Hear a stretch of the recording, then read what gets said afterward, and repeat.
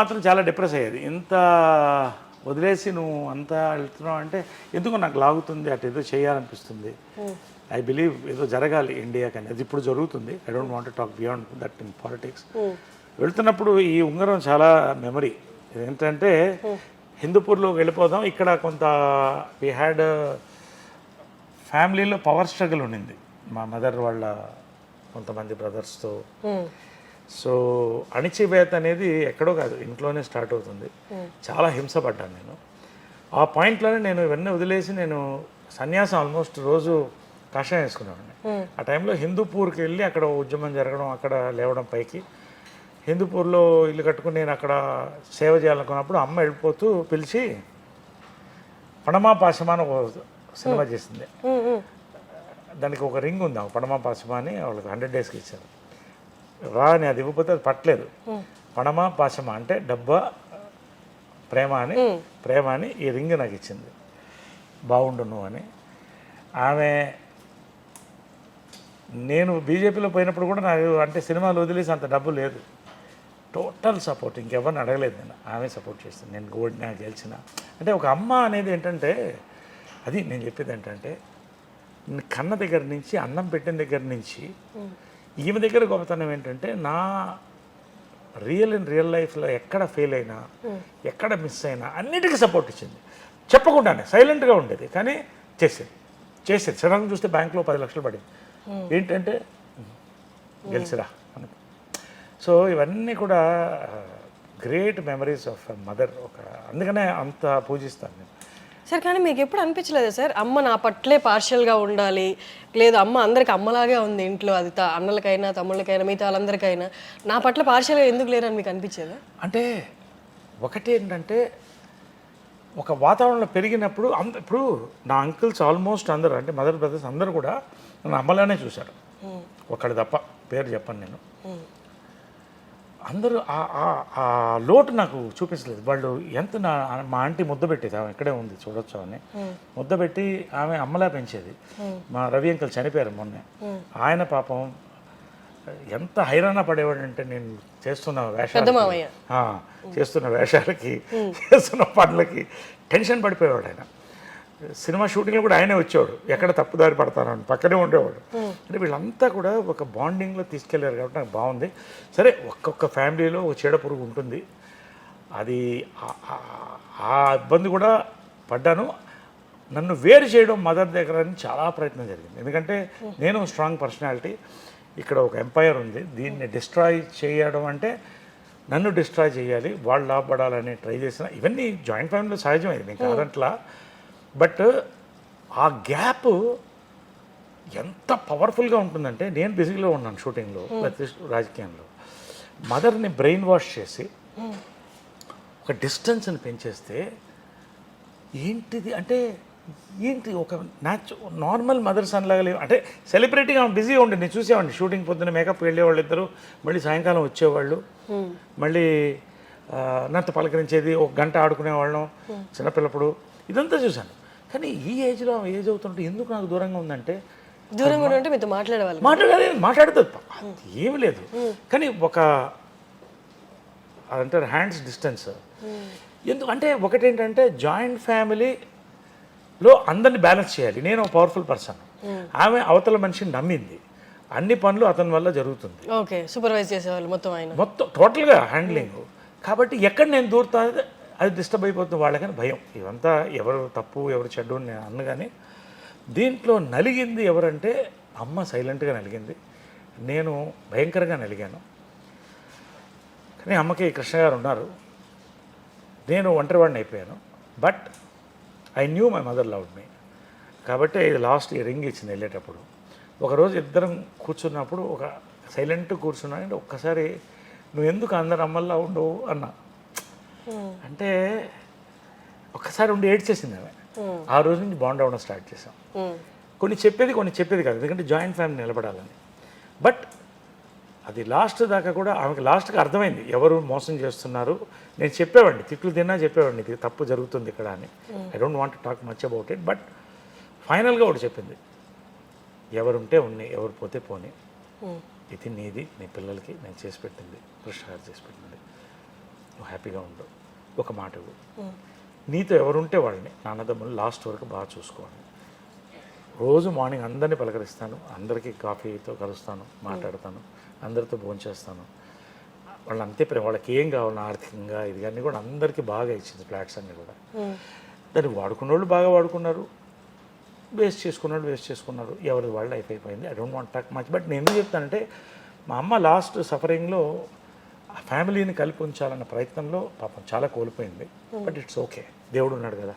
సముద్రంలో కొన్ని చెరువులు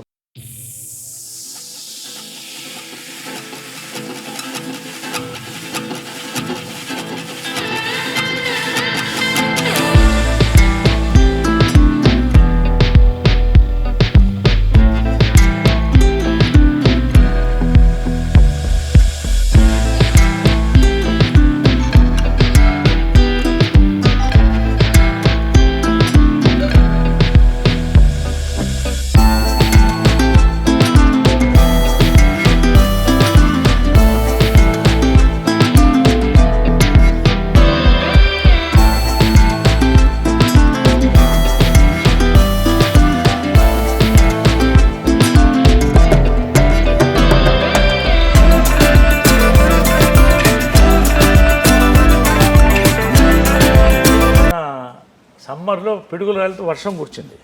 సో ఇట్స్ మెమరబుల్ ఇదనమాట. అది కృష్ణదేవరాయలు వేషం వేసింది. నవరసరాయన్ బిరుదు కూడా తర్వాత ఇచ్చారు నాకు. సో ఆ బిరుదుని నేను తీసుకున్నాను. ఇది ఇలా లాస్ట్ జంప్, ఇక్కడ ఫస్ట్ జంప్ చూసారు ఓ ఇందాక యాక్సిడెంట్ అయ్యింది అన్నారు కూడా కదా. The leap before the accident, take ఆఫ్లో ఉంది బైక్, లాస్ట్ యాక్సిడెంట్ అది.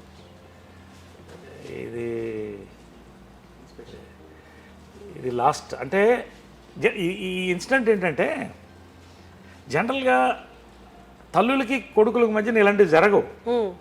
ఆమె షూట్ చేయాలి, జంప్ చేయాలి బైక్లో. అది జనరల్గా ఒక తల్లి కొడుకు అలాంటి సన్నివేశాలు రావు కదా. 100 కోట్లలో ఒకరికి వస్తుందేమో, అంతేగా ఆలోచిస్తే 100 కోట్లలో ఒకరికి. కరెక్ట్. చాలా జంపులు నాతో చేయించిన ధైర్యంగా వాడు చేస్తాడు అనేది. ఆ రోజు నేను ఆకలితో వచ్చాను, వాటర్ డైట్ మీద ఉన్నాను, బాడీ వెయిట్లో సపరేట్గా లావ్ అయ్యాను. చెప్తుంది మార్నింగ్ వస్తే కోపంగా ఇలా చూస్తుంది నన్ను, లేట్గా వచ్చావని. టేక్ అన్నాను, ఒక జంప్ అయిపోయింది, 1 మోర్ అన్నాను. అది టేక్ ఆఫ్ అయితే స్టంట్ మాస్టర్ కూడా లేడు, నేనే స్టంట్ మాస్టర్. అప్పుడు రోప్స్ వేయలేదు. 20 feet ఎయిర్లోకి వెళ్ళి గ్లూకోజ్ డ్రాప్ అయ్యి ఫెయింట్ అయిపోయాను. అప్పటికి చెప్తున్నాను, స్లో మోషన్లో క్యాప్చర్ అయింది మొత్తం. వాడు దిగేస్తాడు అంటుందంట. పడితే ఫేస్ మీద పడ్డాను, పడి మొత్తం బ్లడ్. నాకు తెలీదు, లేచి చూస్తే ట్రాఫిక్లో ఉన్నాను, చూస్తే మొత్తం బ్లడ్ ఉంది, బతికున్నానని తెలిసింది. అమ్మ ఎక్కడా అని అడిగా. ఆమె ట్రాఫిక్లోకి వెళ్ళి నా కొడుకు దెబ్బ తగిలింది, కానిస్టేబుల్ని అడుగుతుంది కొంచెం ట్రాఫిక్ క్లియర్ చేయండి అని. నాకేంటంటే ఆమె కొంచెం హైపర్ టెన్షన్ ఉంది. ఆమె ఏమన్నా అయిపోతున్నామన్నా, అమ్మకి బాగున్నానని చెప్పండి అని పెడతాను ఇలాగా. మళ్ళీ లేస్తే కుట్లు బాగా వేస్తున్నారు, సరా కుట్లు వేస్తున్నారు. 2 months హాస్పిటల్. ఆ రోజు వచ్చి ఒట్టు పెట్టు, ఇంకా బైక్ నువ్వు ముట్టుకోవాలి. ఆ రోజు ఒట్టు పెట్టింది. మళ్ళీ బైక్ స్టంట్స్ చేయలేదు. రేర్ ఇన్సిడెంట్, అంటే తల్లి కొడుకుల మధ్యన ఇన్సిడెంట్ రేర్గా ఉంటాయి. సో మాకు అవన్నీ అలా ఒక ఇది నవీన్ మదర్, నేను 3 generations ఆఫ్ తెలుగు సినిమాని. వాడి 5th birthday అప్పుడు చేసిందమ్మ. సార్ అంటే మీకు 7 years అప్పుడు కృష్ణ గారిని మ్యారేజ్ చేసుకున్నారమ్మ. మీరు జలస్ ఫీల్ అవ్వలేదా? ఆ ఏజ్లో మీకు ఏం తెలీదా? మీకేం తెలియదు కదా. నాకేం తెలీదు.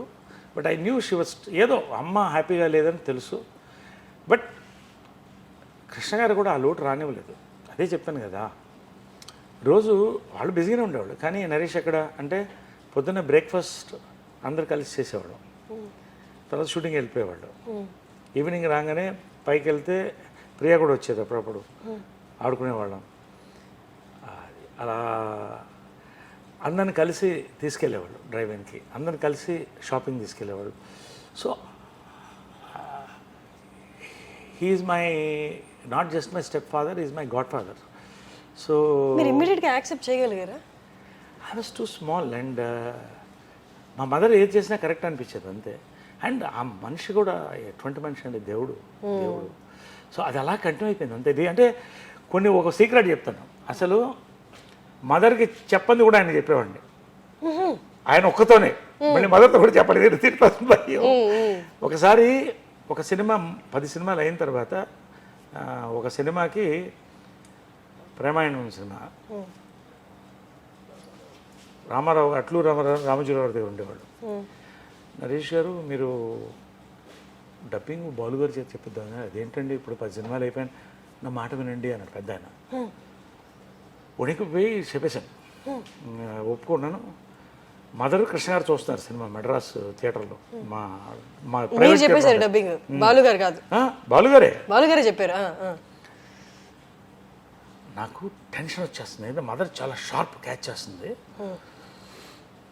ఆమెతో ఇదేంటి బాలుగారు వాయిస్ అంటే అయిపోయింది నాకు, టాటా తీసేది. ఎందుకంటే ఫస్ట్ సినిమా డబ్బింగ్ చెప్పినప్పుడు జంజాల్ గారు చెప్పారు, నరేష్ మదర్ని కలిసి, నరేష్ చాలా అద్భుతమైన ఆర్టిస్ట్ అమ్మా, ఆయన చెప్పే విధానం స్టంట్ స్కిల్స్ ఎక్స్ట్రాడనరీ, పెద్ద లైఫ్ ఉందమ్మా. అతను డబ్బింగ్ చెప్తే 10 సినిమాలు చేస్తాడు, బాలు గారు డబ్బింగ్ చెప్తే 10 కాలాల పాటు ఉంటాడు, మీ ఇష్టం అన్నాడు.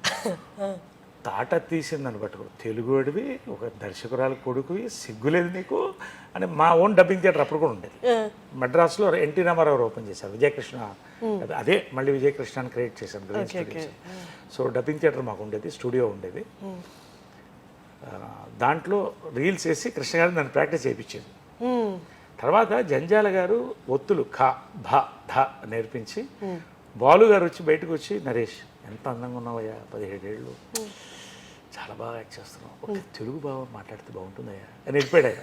ఆయన వాయిస్ ఉంది, వినిపిస్తాను. నాకు లాస్ట్ వరకు కూడా బాలు గారు ఒక ఆయన గోల్డెన్ నా హార్ట్ ఆయన. ఆయన ఫస్ట్ పిక్చర్ డబ్బింగ్ చెప్పాడు. సో వెళ్ళిపోతూ నువ్వుగా డబ్బింగ్ చెప్పాలి అని వెళ్ళిపోయాడు. ఈయన డబ్బింగ్ చెప్పించేవాడు నాకు జంజాల్ గారు. తర్వాత ఇదే బాలు గారు నన్ను సారథి స్టూడియోలో కలుసుకొని 25 years తర్వాత, నరేష్ ఒకసారి ఇట్రా అన్నాడు. ఏంటి గురుగారు అన్న, నీ అంత అందంగా తెలుగు భాష మాట్లాడే హీరోలు చాలా తక్కువ మంది ఉన్నారు, ఇది నాకు లైఫ్లో. So coming to that incident, నాకు చెమట్లు వచ్చేస్తున్నాయి. ఇద్దరు సినిమా చూస్తున్నారు, కృష్ణ గారు మదర్. బాలు గారు మళ్ళీ చెప్పారు డబ్బింగ్, అయిపోయింది వాళ్ళు నాకు అనుకున్నా. కృష్ణ గారు షూటింగ్ దిగినాక గప్పగప్ప పరిగెట్టి వాళ్ళ ఈవినింగ్ సినిమా ఉందని తెలుసు అన్నాడు. నేను డబ్బింగ్ చెప్పలేదు, ఇలా చూశాడు, ఏంటి ఏం కావాలన్నాడు. మదర్కి ఎట్లా చెప్తారు మీరు అన్నాడు. అసలు ఏం చెప్పొద్దు, దానికి తెలియదు అన్నాడు. అది ఎలా అండి, పట్టేస్తుందండి టైగర్ అది, ఆమె నూరుకో అన్నాడు. అంటే సరే అని వెళ్ళిపోవచ్చు. సినిమా అంతా చూసిన తర్వాత చాలా బాగుంది, డబ్బింగ్ కూడా బాగా చెప్పేవారు, వెళ్ళిపోయినారు. నన్ను నా లైఫ్లో కృష్ణ గారి కళ్ళల్లో ఇలా చూసి ఎలా గుర్తుపట్టలేదు అసలు, ఏమో అరే కృష్ణ గారికి అంత సైకాలజీ తెలుసు మదర్ది. కృష్ణ గారికి అంత సైకాలజీ అవుది. నన్ను లైఫ్లో ఆయన కళ్ళల్లో పెద్ద కళ్ళు ఆయన అందంగా ఉంటాయి కదా, అలా చూసి ఆయన వెళ్ళిపోయాడు. చాలా థ్యాంక్స్ అంకుల్, చాలా థ్యాంక్స్ అన్న నవ్వేవాడు. అంతే ఉండేది. అంటే మేబీ అడుగుంటారేమో చూసేటప్పుడు, మన అబ్బాయి ఇట్లా లేదు, అసలు లేదు, గుర్తుపట్టలేదు. బాలు గారు అంత అందంగా చెప్పారు, అది ఏందో మొత్తం నాకు అర్థం కాలేదు. ఏ సినిమా అది? ప్రేమాయణం. సో అది ఏంటంటే కృష్ణ గారికి ఎంత తెలుసు మదర్ మైండ్ అని. తన కొడుకుకి తన వాయిస్ దానికి తెలియదు, నువ్వు వదిలేసాయి, అర్థం దానికి తెలియదు, నువ్వు వదిలేసాను ఏమన్నా నా లైఫ్ అంటే. కాబట్టి నేను చాలా సీక్రెట్స్ మదర్ కంటే ఎక్కువ కృష్ణార్థాన్ని తీసుకున్నాను. సో అంతకంటే బాండింగ్ ఏముంటుంది. నా లైఫ్ సీక్రెట్స్ కూడా లాస్ట్ వరకు కూడా ఆయన బ్లెస్సింగ్ ఉండేది. లాస్ట్ వరకు కూడా ఆయన బ్లెస్సింగ్ ప్రతిదీ, నా డెసిషన్స్ అన్నిట్లో ఆయన చెప్పే చేసేవాడిని. ఏ డెసిషన్, నా పర్సనల్ డెసిషన్ ప్రతిరోజు మాట్లాడేవాడిని, ఆయన సలహా తీసుకొని చేసేవాడిని.